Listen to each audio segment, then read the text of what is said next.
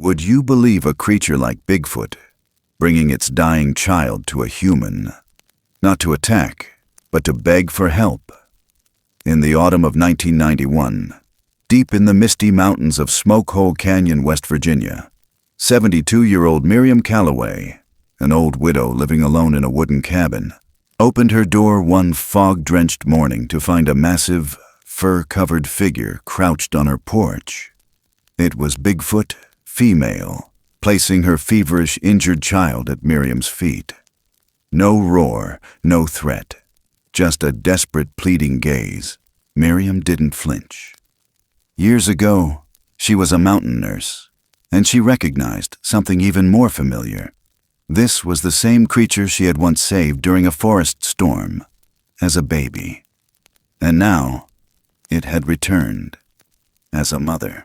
She treated the child with salt water, iodine, wild honey, comfrey leaves, and, finally, an old dose of penicillin left from her nursing days. Outside, the Bigfoot mother sat in still silence, sensing every motion, every scent of cinnamon and tobacco smoke rising from the porch. For 3 nights, Miriam never left the child's side.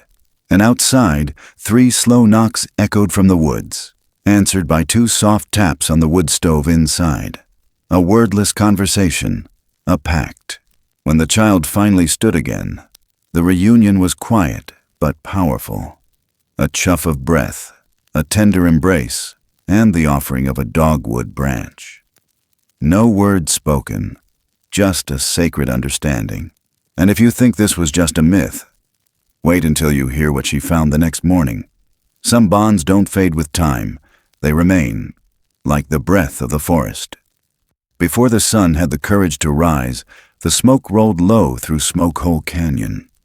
It moved like a memory, folding into itself, wrapping the dogwoods and stone ledges in something ancient and hushed. Cold wind slid between the trees, carrying the last breath of night down the ridge and over the porch of an old timber cabin, where the boards creaked softly under the weight of time. The amber oil lamp still swung gently on its rusted hook outside the door, its glass fogged and glowing like a captured ember. Below it, 3 faint circles of soot stained the worn wood planks, dark, smoky rings that seemed to breathe faint wisps of warmth. A smell drifted through the door crack, something old and familiar. Cured tobacco, a pinch of ground cinnamon, maybe even a trace of pine smoke still clinging to the walls from last night's fire. Inside, Miriam Calloway stirred before the first crow of any rooster. Her bones had long since trained her to rise with the mountains. At 72, she moved like a woman who knew every creak in her floorboards, every hiss in the kettle, every turn of the lock before the world woke up. She lit the stove with 3 flicks of a match. The kettle began to hum. Steam curled toward the ceiling like a ghost remembering how to dance. A breeze nudged against the cabin's edges, soft but persistent. It made the oil lamp outside sway a little harder. On the porch, a dogwood leaf, curled and brittle, fluttered across the step and got caught in the corner like it had nowhere else to go. That's when she heard it. 3 slow knocks, not on the door, not on wood meant to be touched by human hands. These came from the trees, not a sound you mistake for branches in the wind, not a raccoon shuffling through dry leaves or an acorn dropping from a squirrel's mouth. No, these were deliberate, deep, spaced just enough to know they meant something.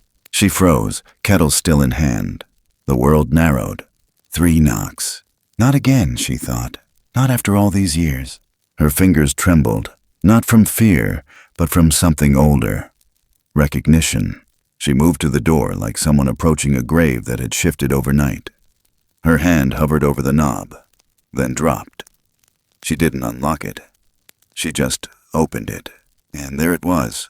A figure, hulking but not towering, crouched just beyond the first plank of her porch. Its shoulders were broad and sloped, its fur thick and dark, like rain-soaked walnut.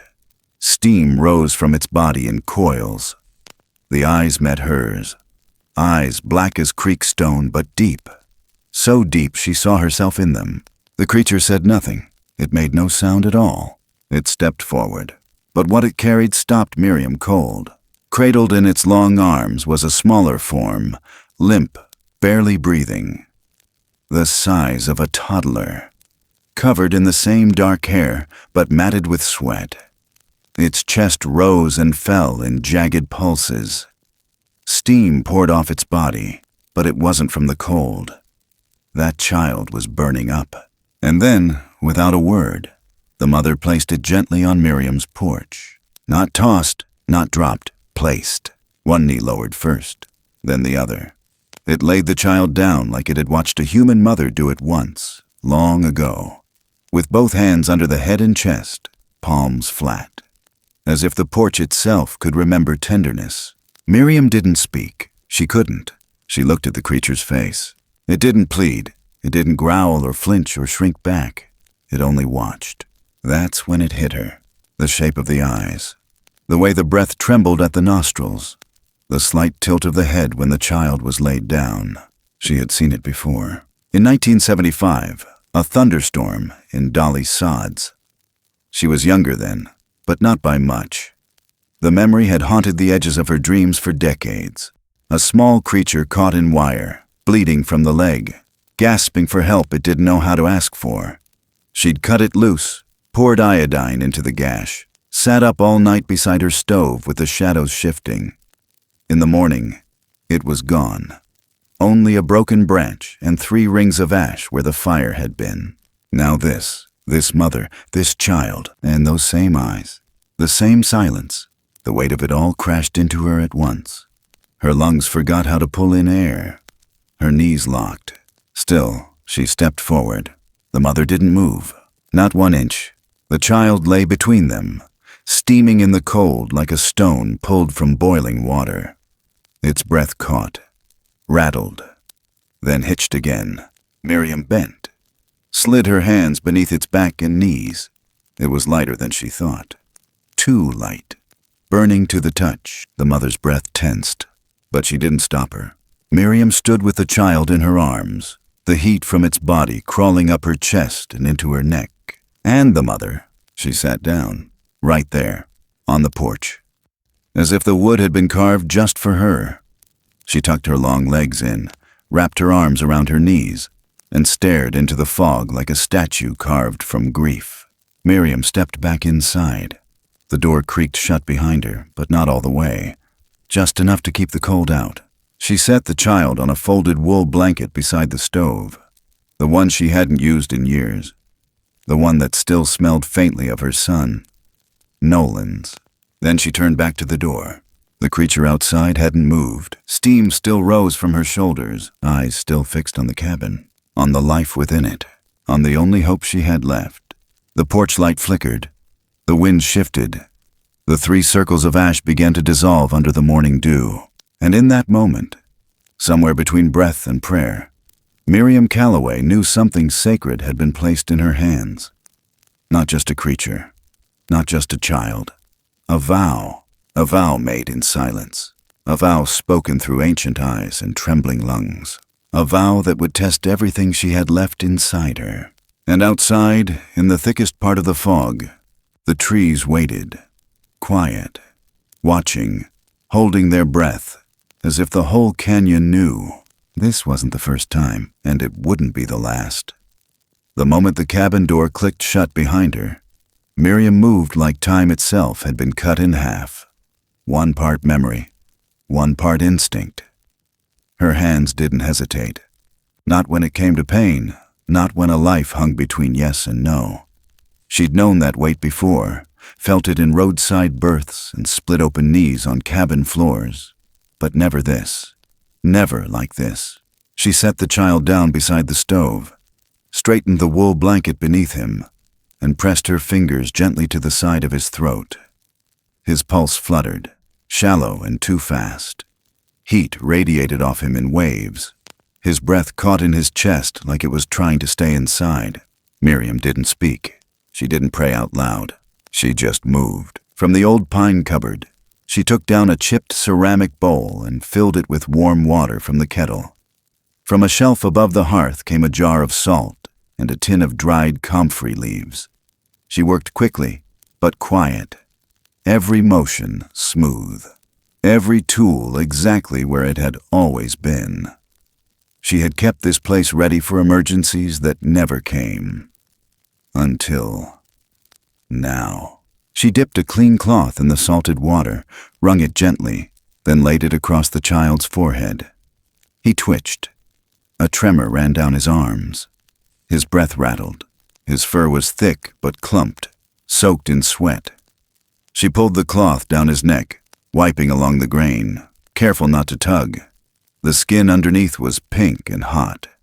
She checked behind his knees, his armpits, the folds of his inner elbows, all burning. She fetched a second bowl and dropped in the crushed comfrey and plantain she'd kept in wax paper. A splash of hot water, a stir with her finger. The poultice turned green and thick like the color of the hills after rain. He flinched again. A wheeze. His chest sunk deep, too deep, and didn't rise back fast enough. Miriam leaned in, tilted his head slightly, slid her hand behind his shoulders, patted once, twice, just below the shoulder blades. His breath kicked back in, ragged. Still there. She cleaned the cracked skin around his ribs. Matted fur peeled away to reveal small fissures, not deep cuts, but stress marks, likely from the fever. She took her scissors, rust-free and clean, and gently trimmed around the worst spots. Then she dabbed them with iodine. The sting made him jerk, but his eyes didn't open. She spoke softly for the first time. "I know, sugar, I know." It was all she said. Just that. Then the honey came down. Raw, thick, from a dark glass jar that hadn't been opened since the year before last. She used the back of a spoon to coat the treated spots with a thin golden layer. The smell mixed with the iodine, the poultice, the salt water. The whole room smelled like effort. She wrapped him loosely in a fresh cloth and pressed the poultice gently over his chest. Not too tight, letting the warmth pull heat outward without suffocating it. A slow draw, like sweat leaving the body through prayer. Then she stood, stepped back. Her knees shook. She turned to the cabinet above the stove. A small metal latch clicked open. Behind the cough drops and rolled gauze and beeswax salve sat a worn cardboard sleeve, yellowed from age, folded shut with a rusted bobby pin. Inside were 6 white tablets in blister packs. Penicillin. She hadn't touched them in years. They weren't meant for this, but nothing ever was. She stared at the label. Expiry date still valid. Given to her by Doc Wilson in Seneca for emergency use only. Snake bites, infected cuts, deep punctures. Never intended for a body not human. But this child was burning up from the inside. Her hand hesitated above the pack. Then she reached for her old notebook, the one from her training days, still marked with oil stains and penciled reminders. She flipped to a dog-eared page titled Weight-Based Dosage, Pediatric. Her fingers slid down the columns, matched what she could. Guessed the child's weight, about 40 pounds, give or take. She read the warning again. Then again, he wheezed behind her. Outside the door, a low breath fogged the window pane. The mother hadn't moved. Just sat there, waiting, not pounding, not clawing, just listening. Miriam crushed a quarter tablet, stirred it into a small spoonful of honey and warm water. She cradled the child's head, eased the liquid past his lips a little at a time, watching his throat twitch as he swallowed reflexively. She whispered nothing, just counted. 1, 2, 3 swallows, then a sigh. She wiped his mouth with the corner of her sleeve. The fire popped behind her, casting long shadows that danced across the cabin walls. Her own face flickered in the glass of the cupboard. Wrinkled, tired, but calm, familiar. The same face that had welcomed neighbors in pain, strangers with frostbitten fingers, teenagers with broken ribs from falling off dirt bikes. The same face that had seen her boy, Nolan, come in from the woods bleeding once, smiling anyway. She'd bandaged his leg without a word, kissed his hair, told him to sit still, and the moment still lived in this cabin like it had breath of its own. Now here she was again. Same hands, different child. Same fire, different ache. The child stirred under the blanket, a slight twitch in the foot. Miriam laid the back of her fingers against his cheek. Still burning, but no hotter than before. That was something. She changed the cloth on his forehead, replaced the poultice, watched the rise and fall of his ribs. Behind her, the light on the porch swayed in the breeze. A quiet knock sounded, not on the door, not even on the porch wood, but somewhere close. 3 soft thuds. She didn't open the door. She didn't speak. Instead, she walked to the stove and tapped twice on the iron side panel. A code, old as trust. 1 knock short of panic, 1 knock above silence. The wind answered with nothing. Just stillness. The smell of cinnamon and smoke still clung to her clothes. She lit another bundle of tobacco leaves laced with bark and herbs and dropped it into the firebox. The smell curled up through the flue, slipped under the door frame. A scent she had always kept close. A scent that told the woods this house was a haven, not a trap. The child coughed. A weak sound, but it was there. She knelt beside him again and ran a hand along his brow. Slick, but not soaked. Eyes shut, but less sunken. She pulled Nolan's blanket up to the child's shoulders, held the corner just a moment longer than she meant to. Then she stood and sat back in the old rocker, the one with the worn armrest where her fingers always found the groove. She watched the child breathe, listened to the stove crackle, heard the wind slide past the door, and somewhere in the distance, maybe real, maybe not, came the softest sound she hadn't heard in years. A lullaby, not sung, not hummed, just remembered, floating, the kind of song only the mountains knew, and only the lost remembered how to hear. Miriam didn't sleep that night, not in the way most people understand sleep. Her body rested in the old rocker, but her thoughts drifted like smoke rising from a dying fire. She kept watch the way a mother does when the fever hasn't yet broken, eyes half-lidded but listening to everything.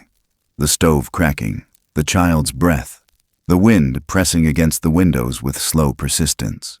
She could feel the mountains breathing with her. Dawn came late. A pale gray bled into the edges of the sky but never pushed the dark away completely. The child was still breathing.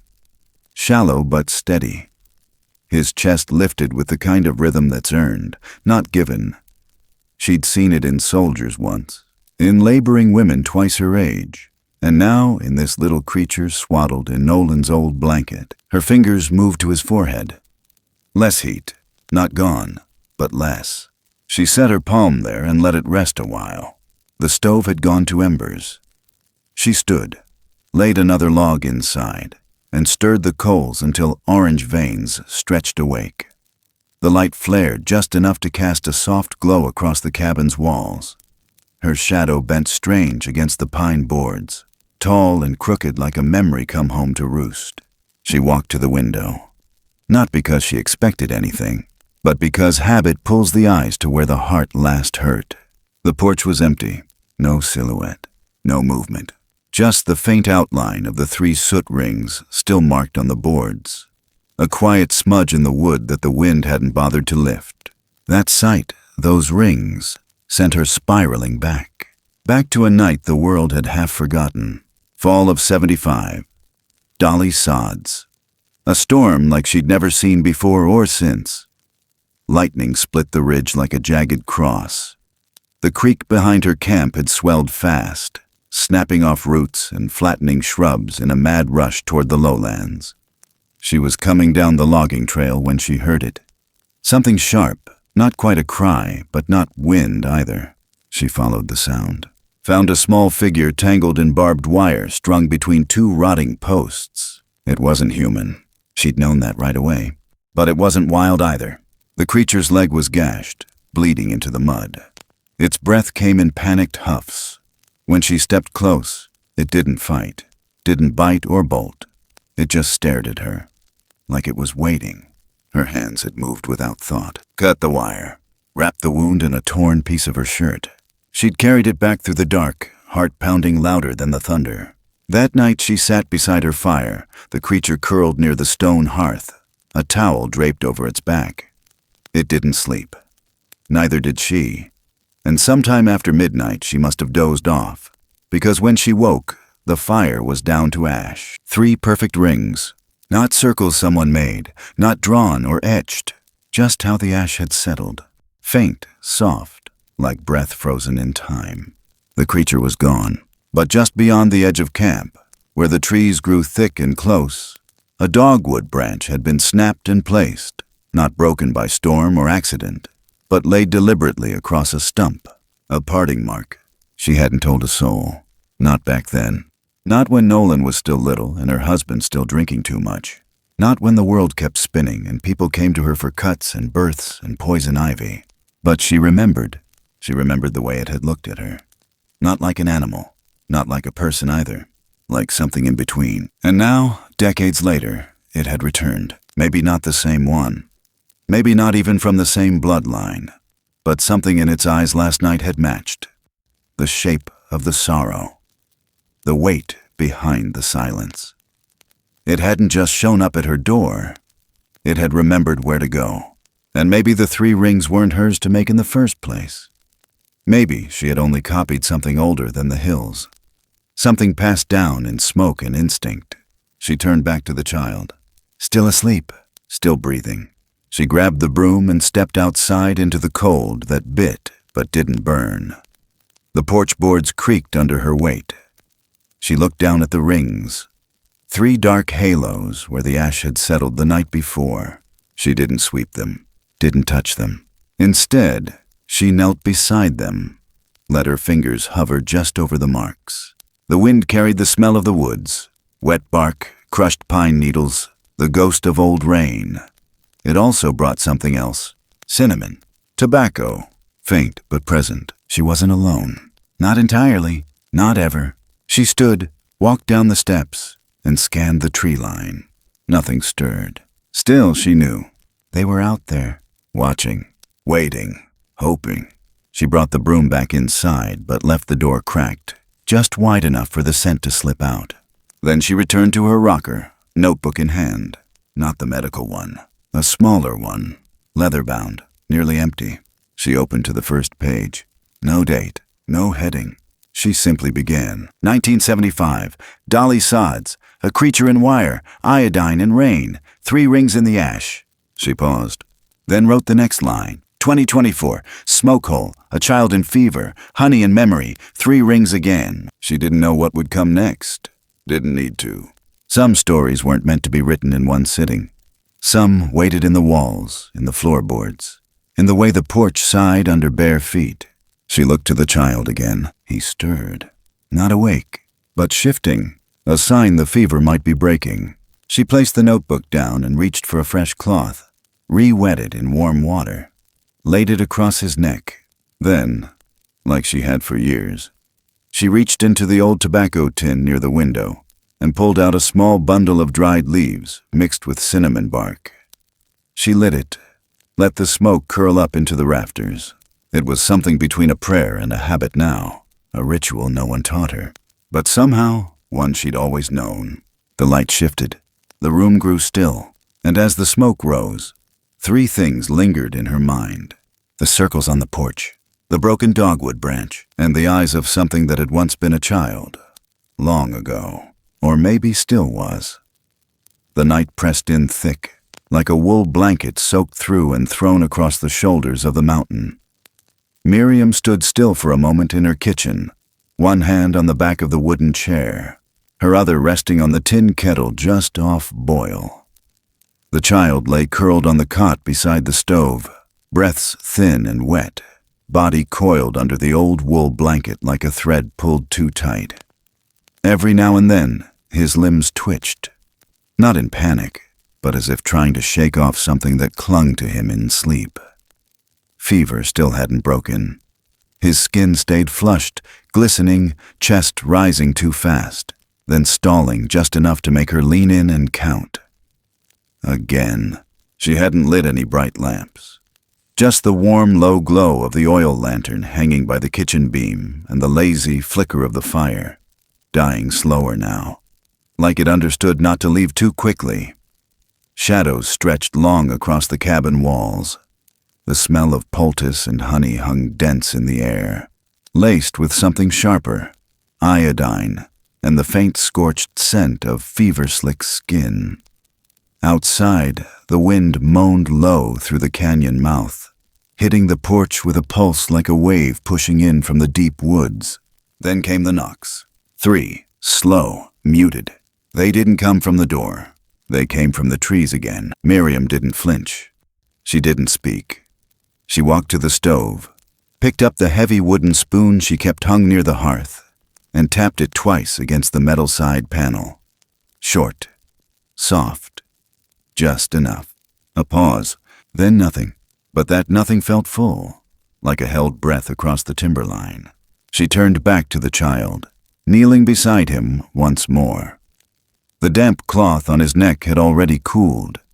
She replaced it without speaking, dipping a fresh one into the bowl of warm salted water, wringing it slow, then folding it lengthwise to lay under his chin and collar. His eyes fluttered. Not open, just reacting. His chest rose, wheezed, dropped again. 39, maybe 40 degrees Celsius. She didn't need a thermometer. Her hand had known long before she retired. This kind of heat didn't just burn the body. It burned the spirit too. She sat beside him, whispering things no one else in the world would understand. Not words, really. Not even a prayer. Just the rhythm of memory in her voice. The kind you only hear when someone sits with you through the dark and doesn't ask for anything in return. The wind rose louder, rattling the windows, pulling at the nails in the wall like fingers testing the edges of a wound. One gust slipped under the door frame and stirred the smoke from the bundle of tobacco and cinnamon she'd burned earlier. It twirled up toward the rafters, then fell in slow, lazy strands, as if unsure whether to leave. And that's when it happened. She blinked. The room shifted, not sharply, not like a vision or a dream, more like a memory that had finally stopped running. Through the wavering haze of smoke and the dim hum of the lantern, she saw a figure standing by the old iron stove. Not tall, not monstrous. Young. Shoulders hunched, hair a mess from wind and sleep. Nolan. He didn't speak. He just stood there, barefoot, wearing the flannel she'd kept folded in the chest for years. His eyes were clear, sad, but not crushed. He looked at her, then looked down at the child, and he nodded. That's all. She didn't move, didn't reach for him. Her hands gripped the side of the chair, her throat dry with something thicker than fear, something older than longing. Grief twisted itself into something almost gentle. Almost. She closed her eyes. Just once, and when she opened them, he was gone. Smoke still drifted. The light hadn't changed, but the ache inside her had shifted shape, like someone had pulled a heavy coat off her shoulders without asking. She looked back at the child. He had rolled slightly, one hand reaching out, not toward her face, but toward her lap, toward her shirt. His fingers curled around the hem and held tight, even in sleep, even in fever. She placed her hand over his. Not to pull it away, just to let him know she was still there. She rocked slowly in the chair, whispering an old hymn under her breath. One from the coal camps. Something without much tune, just hum and breath and hum again. The kind of song folks sang when the nights were too long and the train hadn't come through in weeks. Outside, the knocks didn't come again, but she felt her presence. The mother, sitting out there in the fog and cold, not making a sound. Just keeping watch. They were 2 sentinels, one on either side of a fragile line, one with fire and medicine, one with silence and faith. The minutes stretched. Hours, maybe. She lost track. She stood only to change the cloths, to stir the poultice, to wipe the sweat pooling along the child's temples and behind his knees. She rubbed warm water under his arms, at the base of his spine, the creases of his elbows. She turned him gently, kept the air flowing, careful not to jostle. Her hands worked with muscle memory, not thought. Then came a sound, soft, barely there. The child's breath shifted, slower, smoother, still wheezy, but not rattling. She leaned closer. His face had relaxed. His brow, which had been tight with fevered strain, had loosened just enough to look like rest. He exhaled again, lips parting, the wheeze gentler. She laid the back of her hand on his cheek. Still hot, but not scalding. She allowed herself one breath. Deep. Not relief. Not yet, but a crack in the wall. The lantern flickered once. The fire dimmed just a hair. And in that hush between effort and outcome, she finally heard something she'd been expecting all along. In the wind, just barely. An edge of something different. A new smell. Faint, wild. Hound. Not close yet, but there. A sharpness on the back of the breeze. The kind of scent that crept in before boots crunched leaves or voices cut through trees. It brought her back to years ago, when men with rifles walked these hills not for food, but for trophies. When silence meant danger, and danger always had a smell. She didn't panic. She didn't even move at first. Just closed her eyes, counted to 5, then stood and checked the door. Still shut, still quiet. But now the air felt thinner. She stepped onto the porch. Cold bit through her socks, but she didn't care. The oil lamp swung gently. The 3 soot rings were faded now, but still visible in the low orange light. She didn't hear the knocks. Not tonight. But something else was coming. Something with leashes. And the child inside, he was just beginning to heal, just beginning to hold on. She stepped back inside, shut the door behind her, locked it with a firm click. Then she lit another bundle. Smoke rose again. She turned to the sleeping child and whispered a promise without words. The dogs came before the voices. Miriam heard them just after dawn broke the edge of the ridge, when the fog had started to pull itself back into the trees, and the child had finally begun to sleep without groaning. It was a sharp yip first, quick, pointed, high-pitched. Then the rustle of something heavier moving through the lower slope, cracking through frost-bitten leaves that hadn't softened yet with the morning melt. She didn't panic. She just stood there a second longer at the stove, then quietly laid the spoon down beside the pot. The boy was breathing easier now. A soft rise and fall. The fever hadn't left entirely, but its grip had loosened. His fingers, once curled in rigid fists, now rested open on the edge of the blanket. His fur looked damp with cooling sweat, but no longer soaked through. The dogs barked again, closer, south side. She stepped over to the window, pulled the curtain just an inch. 3 men, spread out, orange vests. One wore a camo jacket too clean to be useful. The tallest had a stubby rifle slung over his shoulder and a dark ball cap pulled low. The dogs, lean and fast, noses to the ground, followed a zigzag trail along the edge of the clearing, close but not right up to the porch yet. Her heart stayed steady. That was the part that surprised her. After everything, after the child, the fever, the nights half lit with memory and smoke, she wasn't shaking. She just knew what had to be done. She moved fast, but quiet. First, she grabbed the broom from beside the door and swept wide arcs around the porch, dragging loose dirt across the soot rings. Not enough to erase, just enough to confuse. She stepped into the yard and used the bristles to scatter old leaves across what might have been footprints. Most of them were hers, or the mother's, or maybe something between, but she covered them all just the same. She moved to the back side of the house and opened the tin canister that held her garden ash, scooped out a handful of wet coffee grounds she'd been saving for compost, slapped them down across the path the child had been carried in on, pressing them into the soft earth, dark and messy.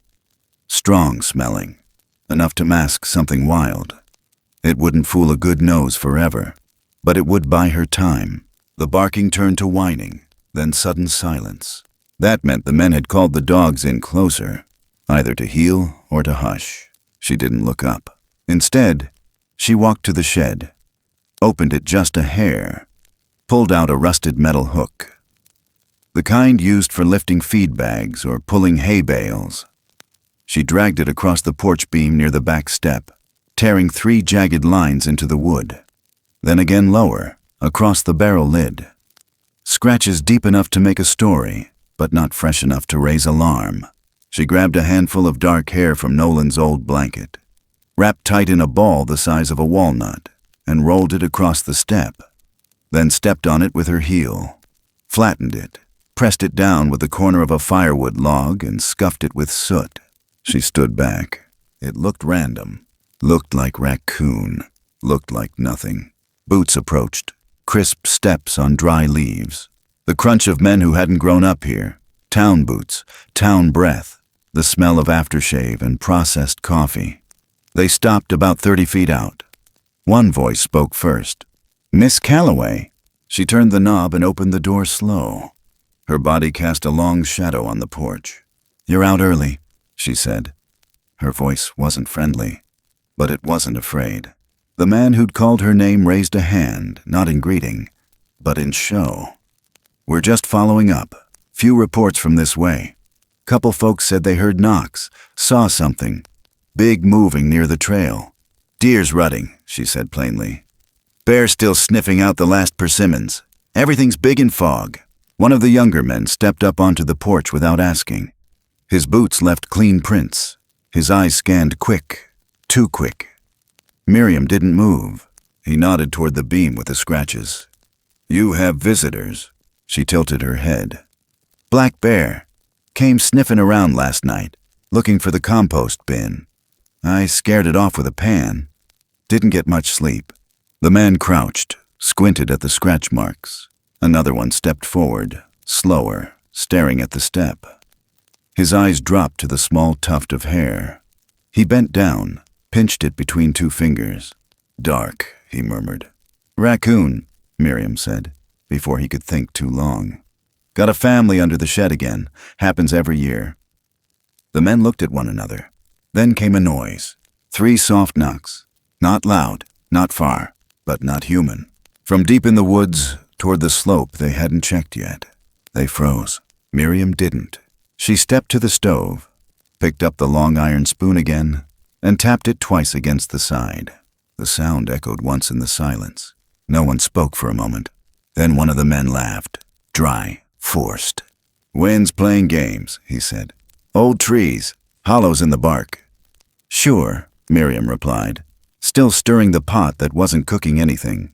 The one who'd picked up the hair stood the longest. His eyes traced the door frame, then the porch, then her. "We might come back," he said, "just to make sure." "You got your phone working?" "No landline up here anymore," she said without blinking. "Battery radio. Emergency channel if I need it." He didn't smile, didn't frown either, just nodded once, tucked the tuft of hair in his vest pocket like it might mean something later, and stepped off the porch. Their boots moved slower going out. She didn't watch them leave. She just waited until the last dog barked twice, half-hearted, and the crunch of leaves softened back into mountain silence. Inside, the boy hadn't stirred.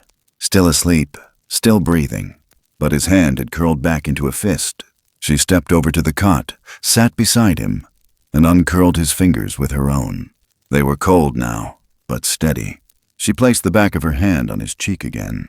Still warm, but no longer burning. Outside, the wind picked up. She listened to it twist around the eaves of the cabin, brushing against the porch post like a reminder. She didn't need to hear the knocks again. Not today. She already knew they were out there. Still watching, still waiting, still trusting her to protect what couldn't yet protect itself. And as she leaned back into the rocker, she felt it deep in her bones. The calm before something else, something closer. By the 3rd night, the fever had broken. Not all at once. Not like a door slamming shut. But slowly, like a storm that had poured itself out and now lingered only in the damp soil and scent of thunder on old wood. The child no longer gasped. His chest rose with the gentle rhythm of a sleeping thing. Not without pain, but no longer teetering. Miriam watched him for hours without moving. her chair creaking softly with each breath he took. Every so often his legs would twitch or his hand would paw faintly at the blanket, but there was no panic in it anymore. No fight, just the slow work of healing. The sun slipped behind the ridge by mid-afternoon, and shadows stretched long and quiet across the yard. In the stillness, she could feel it again, that weight just beyond the clearing, like breath held in the trees. It wasn't fear, it wasn't pressure, it was presence. The kind that doesn't knock, doesn't demand, but waits. And she knew. It was time. She bundled the child in the blanket, gently, without a word, and carried him out onto the porch. He stirred against her shoulder, groggy but calm, dark eyes fluttering open for half a second before closing again. His breath warmed her neck, soft and real. She stepped down the stairs slowly, her boots finding each groove in the old planks like they always had, as if the wood still remembered her weight. The breeze stirred the lantern hanging by the door, making its amber light ripple across the soot-dark porch boards.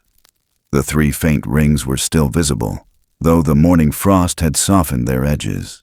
She didn't go far, just to the edge of the yard, just enough. The woods were quiet, too quiet for birds. No rustle of squirrel, no wind in the dogwoods. The silence stretched until it wasn't silence anymore. It was anticipation. Miriam didn't call, didn't whistle. She simply stood there, holding the child like he belonged to more than just this world. And then, as if pulled from the breath of the land itself, the shape emerged from between 2 spruce trees, slow and deliberate. The mother stepped forward. Her size didn't surprise Miriam anymore. The way she moved did. Not fast, not wild, but measured, careful, as if each footfall respected the ground it touched. Her eyes met Miriam's the moment she cleared the trees. No hesitation, no question. The child stirred again, just slightly, as if he knew. The mother did not come close. She stopped a good 10 feet out, close enough to be seen, but not touched. She stood there, arms by her sides, massive hands open, not clenched. Her breath steamed in the cold dusk, but her body was still. It was a stance Miriam knew well, one she'd seen in delivery rooms, in triage tents, in front of caskets. A stance of surrender, of trust laced with ache. Miriam stepped forward just 1 pace, then stopped. The child shifted against her, eyes opening again, wider now. He looked toward the trees, saw her. The small sound that came from his throat was not a word, not even a cry. It was more like a tremble wrapped in breath, fragile, reaching, remembering. She knelt, slowly unwrapped the blanket. The boy stood on shaky legs, blinking against the dusk. He took 1 half step toward the trees, then another, pausing only once to glance back, not at her, but toward the house, toward the soft light in the kitchen window. Then he turned forward again. The mother lowered to 1 knee, still no sound. Still no movement beyond that. Miriam stayed still, her hands open at her sides. The boy reached her. She didn't scoop him up like before. She simply laid a hand on his shoulder. Light, 1 touch. Then she looked at Miriam, eyes wet, unblinking, and she stepped back, but not away. She reached out slowly, 1 hand to Miriam's shoulder. Massive, calloused, trembling just slightly. She didn't grip. She didn't press. She touched, and held it there. Miriam didn't return it. She lifted her own hand to her chest, laid her palm flat, and bowed her head, not in submission, but in sacredness. There was no ceremony, no grand music, just a thin wind moving between them, and something deeper than language sealing itself across the space between their eyes. When the mother stepped back again, Miriam whispered, not loud enough for anyone else to hear, not even the woods. I won't follow, but the lantern will stay lit. The boy looked up at her 1 last time. He didn't reach for her. He didn't cry. He just blinked, chest rising slow, then turned and stepped back into his mother's arms. The woman gathered him gently against her chest, She made no sound, but her breath deepened, her frame shifting with a kind of tension that wasn't fear, but memory. Grief, maybe. Or gratitude too big for motion. They didn't vanish. They turned, walked. Miriam didn't follow them with her eyes. She watched the clearing, watched the dogwood branch sway in a wind that barely touched anything else, watched the last of the light pull itself low across the trees. And when she looked down, something small shone at her feet. A red stone. Round, smooth, no bigger than a walnut. Not natural to this patch of land. It hadn't been there a moment ago. She bent down, picked it up. Still warm. She didn't speak, just held it in her palm and let it weigh there. Something passed. A line crossed. A trust answered. And though her knees ached and her back had stiffened from the cold, she stayed outside until the wind no longer smelled of tobacco and pine, until the porch groaned again, empty now except for the fading warmth in the place where two worlds had touched. She stepped back inside the cabin, set the stone beside the photograph of Nolan on the mantel, then turned the wick on the lantern just a little higher, just enough so its glow reached across the whole porch. Then she sat by the stove once more, hands resting on her knees, her heart quiet in the way it only got after something sacred had passed through and left a piece of itself behind. Outside, the trees exhaled, and somewhere in the dark, a low thump echoed off the ridge. Not a knock, not quite, but close. The sky hung low and colorless, as if the sun had nothing left to say. Miriam stood at the open door, fingers on the frame, eyes fixed on the edge of the woods where the child had disappeared into his mother's arms the night before. The clearing still held the shape of their passing, crushed grass, a bend in the ferns, a faint warmth lingering in the air that hadn't yet cooled. She didn't cry. She didn't move. The porch boards beneath her feet were cold now, the soot rings almost gone, smeared by dew and time. But her body still remembered the weight of him in her arms, the warmth of his breath against her neck, the quiet little tremor he made when his mother touched his face, and she remembered something else. Before they vanished into the dark, the mother had turned, not all the way, not enough to be called farewell, but just enough, and laid something down. It rested there still, half-shadowed beneath the steps, not hidden, not obvious, a branch, fresh, unsnapped. A sprig of dogwood, white buds closed tight, sap still wet at the break. Not dropped like litter, not left like a tool, placed. Miriam knelt slowly, knees cracking louder than she meant, and reached for it. Her fingers brushed the smooth bark and paused. The scent rose up sharp and earthy. Living. Still living. Her breath caught. She picked it up. That simple, that clean, like receiving a letter you already knew how to read. She stood and held it in both hands, then stepped back inside, quiet as snowfall. The cabin felt different now. Not empty, not full, just held, like something had opened and hadn't quite shut again. The stove crackled once, a piece of wood split with a hiss. The light caught the red stone she'd placed on the mantel, and beside it, she laid the dogwood branch, carefully, reverently. Her hand lingered on the bark, then dropped. The room settled. Outside, the wind shifted, and then came the sound. It wasn't loud, but it was exact. 3 knocks. Not from the trees this time. From the beam, from the porch. Not wood on wood, not echo, real. Her hand froze on the doorknob. The sound didn't come again. She opened the door anyway. Nothing, just the ridge. The pines. A squirrel perched on the fence post, tail twitching like it had no idea what sacred thing had passed through here. But something in her knew. That was it. Not an ending. Not a goodbye. A seal. A stamp. The boy had returned to where he belonged, but left something behind. She turned and looked at the cot. The blanket was folded, not by her hand. It lay in perfect thirds across the pillow, and tucked into the threads. A single black strand of hair, fine as baby's, caught in the weave like it had grown there. She picked it out gently and held it to the light. It shimmered blue in the flame's edge. She didn't know what to do with it, so she placed it with the stone and the dogwood, like relics, like offerings. That afternoon, she swept the porch clean again, not to erase, but to ready. The next morning, she lit the lantern anyway, just as she'd promised, its amber flicker painting warmth on the cedar beams. The wind tried to push past the edges of the house, but it couldn't unseat what had been laid down. Not anymore. The days that followed were quiet. The hunters didn't return. The dogs didn't bark. The trees grew still. Every now and then, someone down the slope might mention hearing something odd. 3 knocks in the night. Once, a hiker swore they saw a shape cross the trail at twilight. Something large and upright, but too graceful to be a bear. Miriam only listened. She didn't offer anything. She just handed them warm water, maybe a sprig of peppermint, and said, "Sometimes the forest talks back."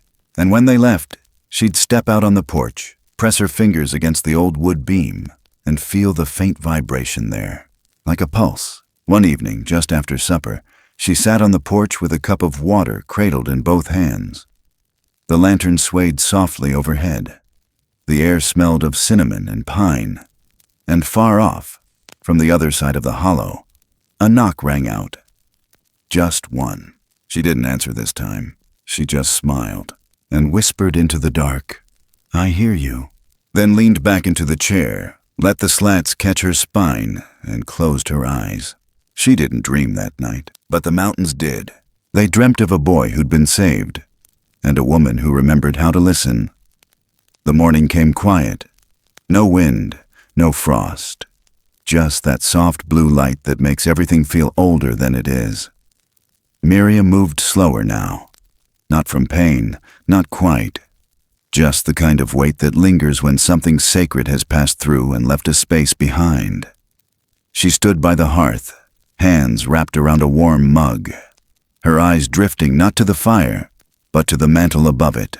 The red stone caught the light first, then the strand of hair, still curled like breath held in time, and beside them the dogwood sprig, no longer green. Its petals had bloomed in the night. Soft white tips, opened without witness. She didn't touch it. She just breathed it in and laid something else there. A folded photo of Nolan, young, laughing, smudged at the edges from years of holding. A thread pulled itself between memory and meaning, and for a moment, she let it stretch wide across the room. She moved to the cabinet and reached into the top drawer, the one she rarely opened anymore, and pulled out the wool blanket.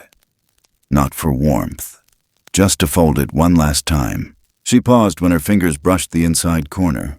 Something tiny clung to the seam. She held it up, a single eyelash of black fur, so fine it could have been forgotten by wind, but it hadn't been. She smiled, placed it gently with the others. That was the thing about certain bonds. They didn't leave loudly. They stayed in lint, in breath, in wood grain and shadow. They stayed where silence had been honored. Later that afternoon, she stepped onto the porch. The lantern swung just slightly in the breeze, its glass warmed by the sun for the first time in days.